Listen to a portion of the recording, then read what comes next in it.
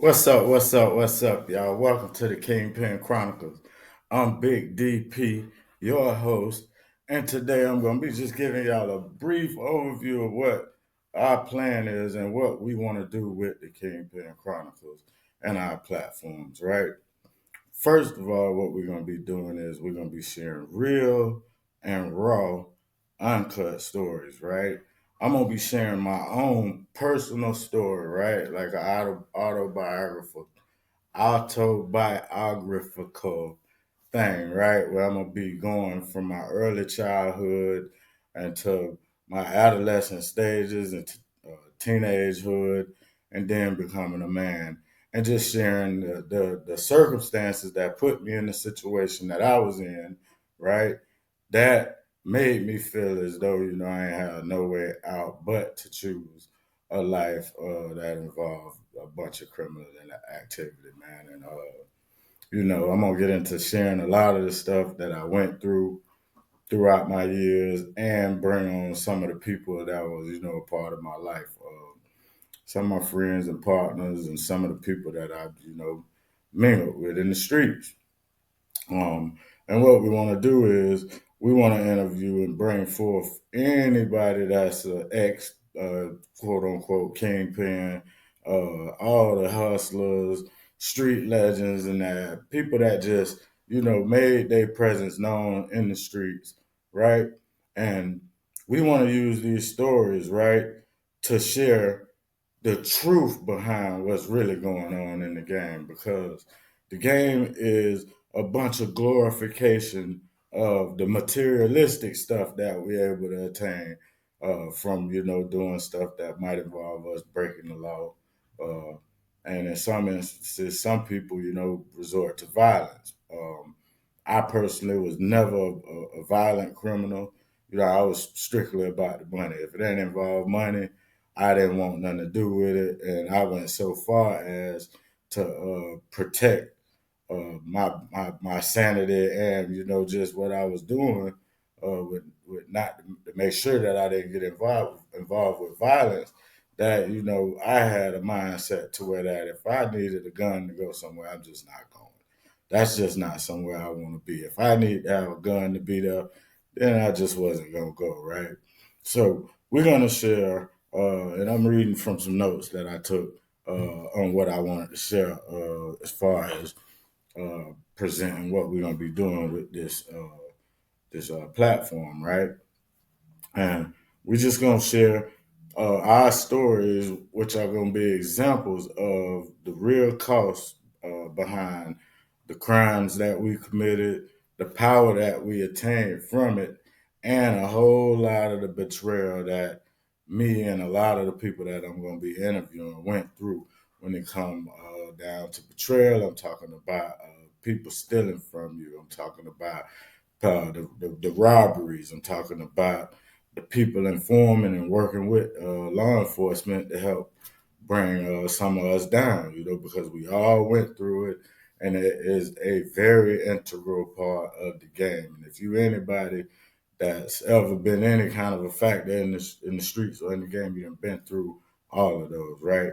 So we want to share those our stories uh, of all of that, to kind of give people a glimpse into either what you're going to run into sooner or later if you're out there thinking that you're going to make it through that life and you're going to come out somehow with a different result than the rest of us did, right?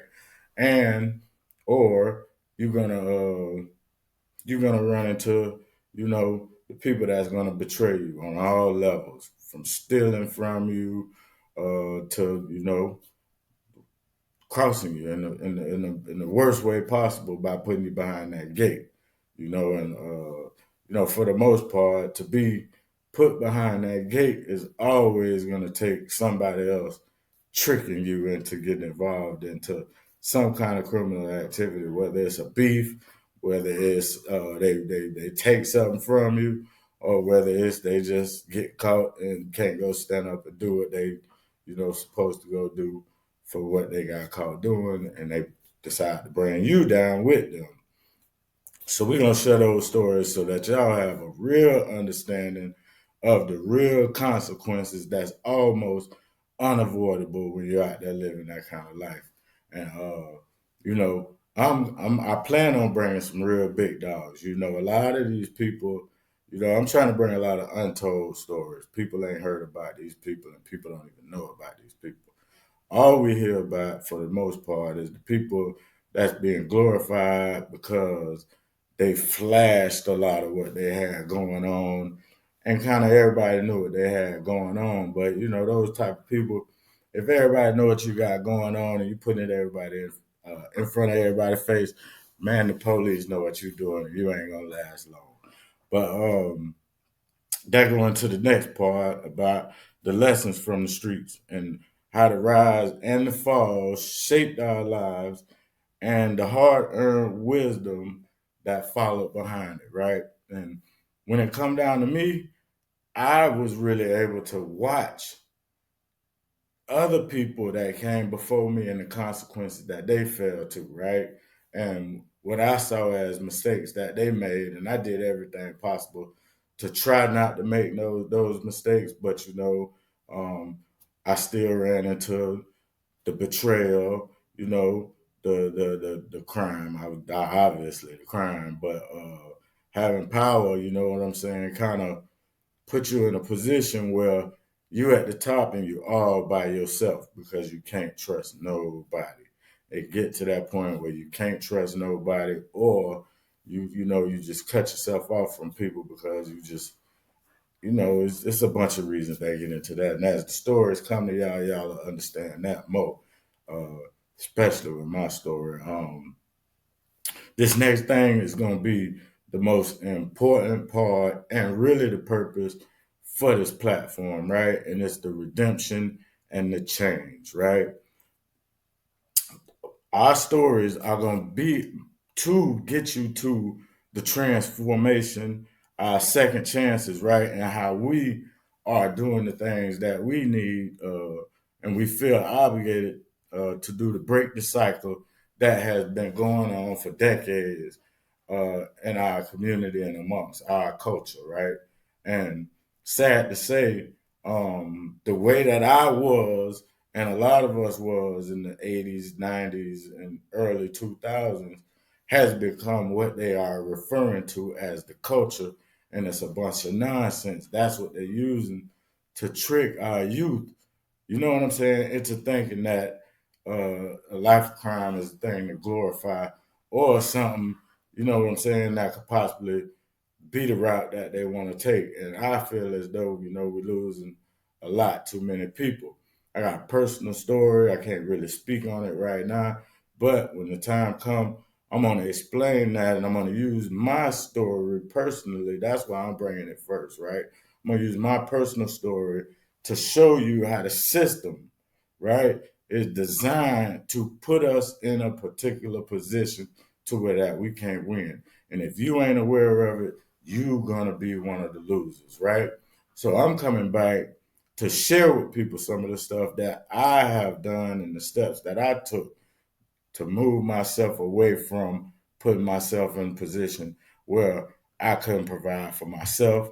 I couldn't provide for my kids, my family, or nobody. I want to be no good to nobody but the state or the federal government by sitting in one of their penitentiaries, right?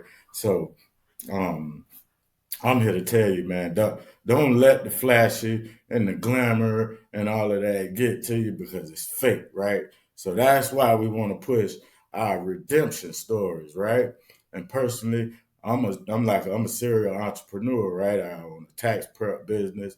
I trade forex, particularly gold, right? I got a training program where I teach and train people how to make money in the forex market, right? I got a program where I teach people how to start a tax prep business from start to finish, marketing, everything, right?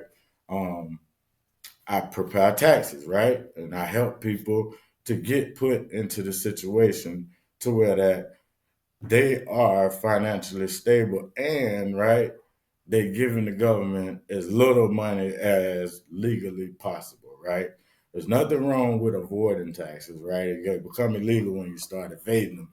You start hiding the money you make, and you do all kind of stuff. But if you let them know, look, this what I made, this what I did, they're gonna respect that. If you owe them, pay them, right? If they owe you, get what they owe you, right? So the change is about, um, yeah, we went through what we went through. Yeah, we did what we did. But I don't want the world to forever hold that cloud over my head, because look at what I'm doing now. Look at how I'm able to help people. Look at how I'm able to help people come out of the situations that I was once in, right? And find a way to make it work in the same way. Because a hustler is a hustler, right? That was one of the most important things that I had to understand. Even Elon Musk put this in front of the world when he said some of the greatest business minds are criminal minds. You know what I'm saying? Because nothing is harder. If you became $100,000 a millionaire, multi-millionaire from the streets, you are a Fortune 500 business operator, because you don't understand how hard that is to do. So now one of the things that I do also is I got a digital product. It's called Digital Hustle Masterclass, something like that. It's in my link and on my websites and all of that, and in my store, right? But what I do is I teach people how to take something that they know how to do, right, and make it into a business and create programs so that you can teach people how to do what you love to do and what you know how to do, right? And you've mastered, right? You can teach people that, but ain't nothing free, right? So now you get a little something. The way I give back is my price is cheap. You know what I'm saying? My way of giving back to people is saying, okay, just cover the cost of me putting this together, right? And then I'm gonna give you the game. And when you get the game, you run with it. If you practice all of the steps that I give you in all of my trainings, then there's no way that you can't see success in all of the fields that I work in, because I'm seeing success in them. And I'm gonna teach you exactly what I do. And that's the way that we bring value, right, to the platform, by offering ourselves on the cross, right? We putting ourselves on the cross. We sacrificing ourselves by telling our stories, right? Some of this stuff is going to be stuff that the world don't know about us, and we really don't want to lead with it, right? But the best way for me to be able to help you is for me to give you a good understanding of who I am, where I came from, and how I got to where I am today, right? So now that move into, and I already kind of went into it, but the final note that I have is going to be educating the next generation, right? That is so important to me, because I got a bunch of kids. I got 7 kids, right? And I don't want particularly my boys to follow in my lead, right? My younger man lead, right? That's why when I got to a certain point in my life, I started to present myself in a different way and in a different light, so that my boys and my girls and my kids generally would see me that way. I never changed my image, right? And I don't feel that we have to. I feel that the best way we could be is to offer ourselves to the world in its most original and honest format, right? So this is how I do business. I do business just like uh, I would be if you bumped into me in the natural world, right? A lot of people have a problem with that, but I'm not worried about those people. I'm gonna teach you not to worry about those people, only to worry about the people that's looking for what you offering, right? And what you got to give to the world to make the world a better place. And that's what I created this platform for, so that I personally could offer the world everything that I have to make the world a better place, by teaching people to be independent, right? Not to rely on having a job and somebody else to provide for their family, because I'm not knocking having a job, right? But I am saying that somebody else is in control when you have a job, right? Even to add to having a job, right, is entrepreneurship. Even the government, right, incentivizes its citizens for being small business owners, right? You get tax breaks, right? So just being a small business owner at the end of the year can help you get thousands of dollars more on your tax refund. A lot of people don't know that. A lot of people are afraid of it and think that it's some kind of scam or something. But nah, this how these big businesses staying in power, right? By understanding the laws, understanding the tax code, understanding everything. And also that go to us teaching our stories and telling our stories, right? So people will understand what's really going on out here and how these things really work when you're in these streets. A lot of times you might be you might think you cool, you might think all your partners good, and I'm telling you, for the most part, they all start out good. But when things get rough and things start to go bad, right? That's when you find out the truth about what's going on, right? When you start to get put yourself in a position where you're doing good and everybody know you chewing, you know what I'm saying? Now the next thing, oh, your partners and the people around you, guess what? They get envious, they get jealous. And now they don't want to work and grind as hard as they saw you do it. They want to backdoor you, right? So man, I'm telling you, when I tell my story, a lot of my story y'all gonna believe is unbelievable, right? Until I bring the people that either participated in these stories, was a part of it, or just can bear witness to all of the stuff that I'm gonna tell y'all being true. And that's something that's important to me also, and that's why I'm leading with my story, right? I'm leading with my story to even motivate, right, other brothers, other sisters out there that done been through it, right? The crime, the hustle, the redemption, and all of that. And now you want to help this platform get the word out that man, we could be so much more if we use that same mind and just shift the mentality in a different direction, right? The same hustle, the same grind, right? Mindset, just with a different mentality, right? Right? It's all the same. We kick our game the same. When I get around, multimillionaires and all of this, I'm like this. I'm like this, and guess what? They mesmerized because they know I don't hide where I come from. I actually lead with where I come from, right?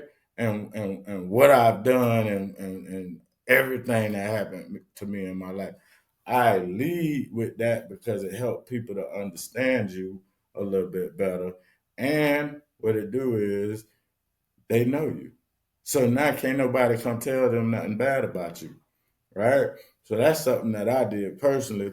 But it's important to me that we the people that helped our situation in society get to where it's at right now, especially with our youth. I think it's important for us to, now that we done learned all the lessons, right? And we done put ourselves in a better position and we're moving forward with life the way we should have when we was young men, we reach back and we make sure, oh man, I gotta look, get on out of here, man. We make sure that we reach back and use our stories to teach these kids and these young dudes that that's not what it is, man. That ain't what's going on. You're gonna wind up doing a bunch of time like most of them did, most of us did. You gonna wind up in the grave like a lot of us got loved ones, friends, and family members that got put in that grave at an early age because you know what I'm saying, what really happened out there in them streets. And I'm one of the people that personally I went to jail a bunch of times, but it was really for a bunch of like minor stuff that really ain't, I never really faced no a whole bunch of time from anything that I was arrested for. So for the most part, a lot of the stuff that I did is out of statute of limitations, right? I never been a violent criminal, right? So I don't have to worry about talking about no violent crimes and statute of limitations. But drug crimes, federal statute of limitations is 5 years, and the state is some 4, some 3. I'm well outside of that with anything that I did in the criminal world. So I feel free to speak about all of my criminal history if it can help the youth right? And understanding that it's a dead end road, man.